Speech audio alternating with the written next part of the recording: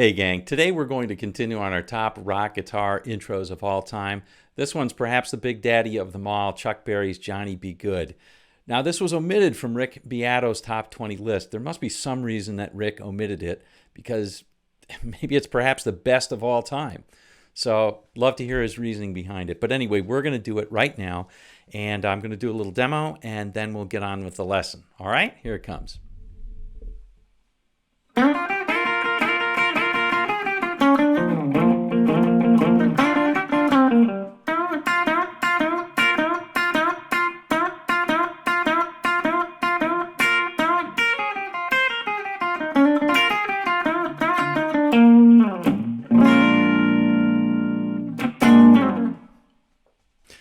All right, gang. Well, let's go over this note for note. I'm not going to give you the tab this time because you can get it with the old Google machine. There are plenty of tabs that are out there that are pretty darn good. Just going to play it slow-mo, and then we'll break it down line by line. Now, it's in B flat, and all right, so let's play the whole thing slow-mo.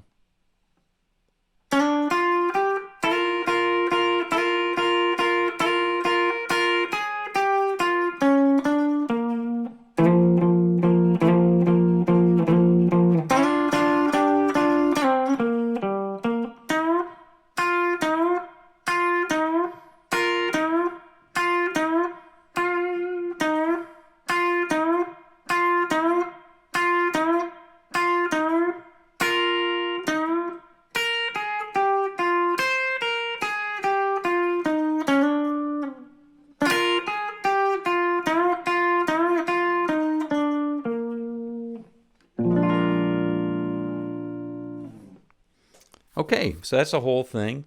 Let's take the first line, the most iconic, I think.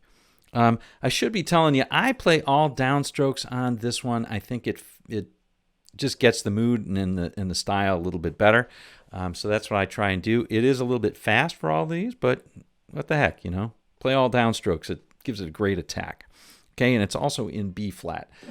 So a lot of this is simply, honestly, is simply outlining and playing the notes of a B flat 7th chord.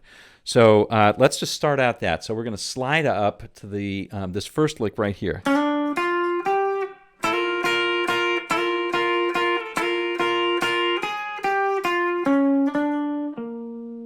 Let's play that first. So we're going to slide up on the 3rd string. We're going to slide up to the 7th. That 7th is the nice note that we're going to hold. And then we're going to play, and then we're going to play on the 2nd string, 6, 8. And then we're going to play a bunch of double stops by sliding up to them from 1 fret below. So we'll play 5, 5 on the top 2 strings and slide up to 6, 6. All right? We'll play a series of triplets.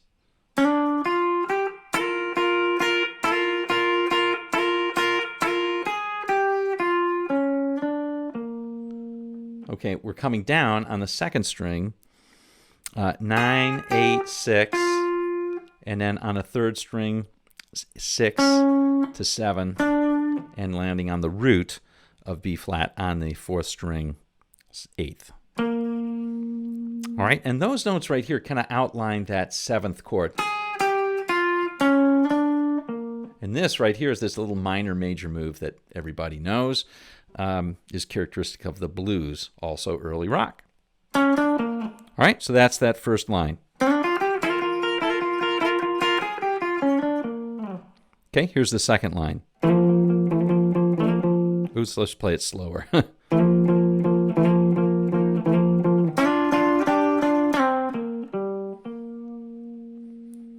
Okay, again, we're just playing on this B flat chord. This time we're playing the double stop on the 5th and 4th strings, and we're playing 7 sliding up to 8. Same as what we played before, same cadence. All right, so now we're playing this.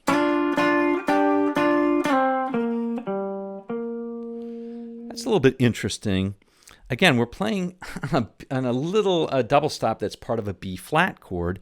Here we're sliding up to, on 3rd string 7, 2nd string 6th. And then we'll play it again, and then we'll just keep it down, and we'll play this 8, the 8th on the 2nd string. Back to lift it up and just play the 6th. Okay, and then once we play, now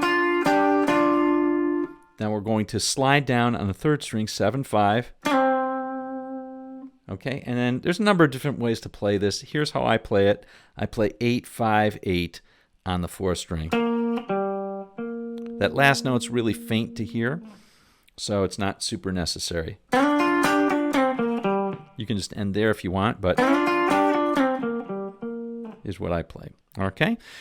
Now the solo or the opening goes into a series of bends and responses. Okay, so it's kind of like a saxy, It's kind of like a sax here in how it's playing, sort of the same note over and over.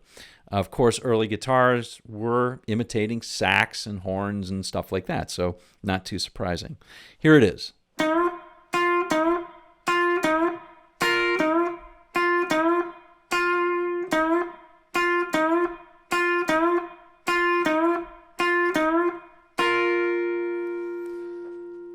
Okay, so it's just a series of those, and it really, what we're doing is we're bending on a third string eighth up basically a whole step and then cutting it off. All right, and then we're playing second string sixth.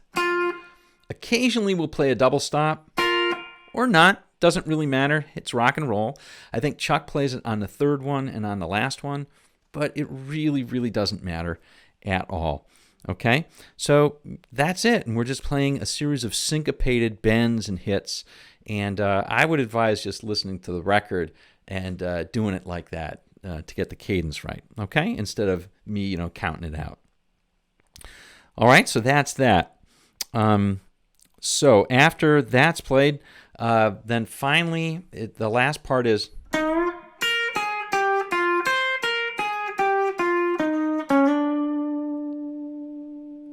Okay, so, or I should say the penultimate line, not the ultimate or not the last line.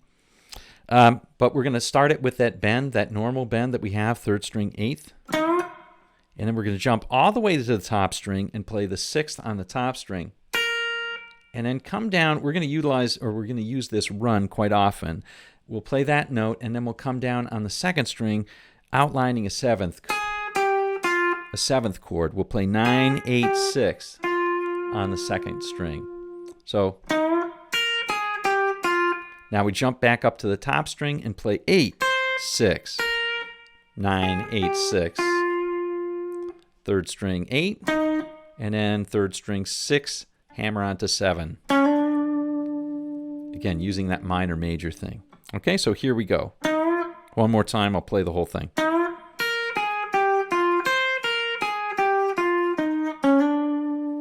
Here's the last line.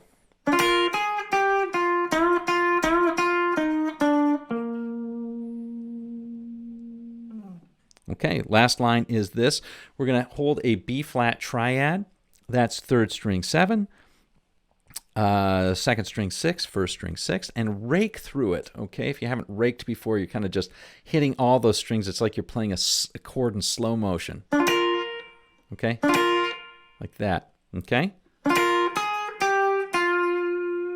And then we're just going to come down again on the second string, that cadence, right? That note sequence, 9, 8, 6. Here's our little bend. We've gone over that a bunch of times. So it's just the bend, third string 8, whole step, and then 6 on the second. Come down to the 8th, 7, and 8 on the third string, which is a B-flat root of the B-flat chord. Okay, here it is last time.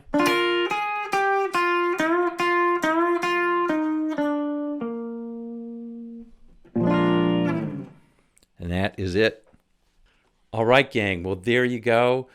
I know we all know this lick, but it's a good one to get to know either more intimately if you only sort of know it, or to reacquaint yourself with it every once in a while. All right. Hope you enjoyed it. We'll see you on down the road.